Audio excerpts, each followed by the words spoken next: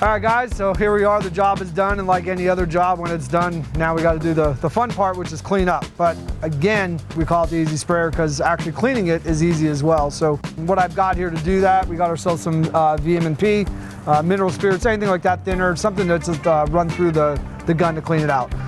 First things first, I'm gonna unhook the air, just so we don't have any accidents. Gonna go ahead and unscrew our last cartridge we just used, or our last quart container. Gonna have a rag handy here just to wipe off our suction tube. I'm just gonna squeeze that all right back into there so we don't make a mess.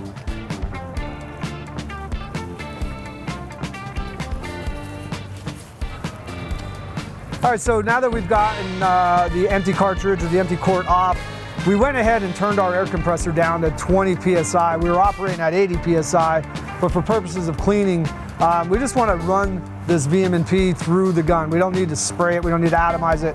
We're just trying to run it through there so it can do its job and clean the gun out. So I'm gonna go ahead and rehook up my air. I've already filled this little container up with some of the VM&P. I also did dial back the nozzle a little bit too, just to try to control that spray.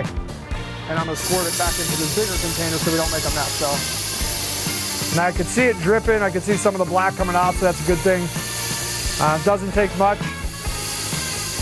Go ahead and run that through. And that's it. There's not many parts to it. Just gonna pull it up out of the VM&P here, clear the lines.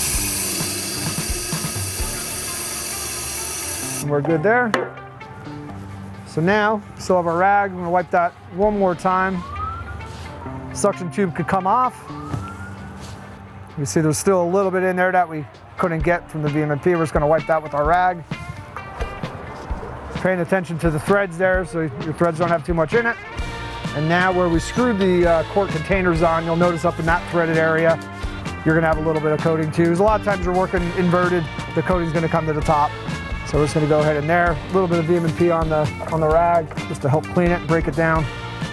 As you can see, we got all that pretty clear. And the last thing I like to do is just go ahead and screw that nozzle right out. And as you can see, everything's nice and clean in there. And that is how you clean the QuikCoat EZ Sprayer.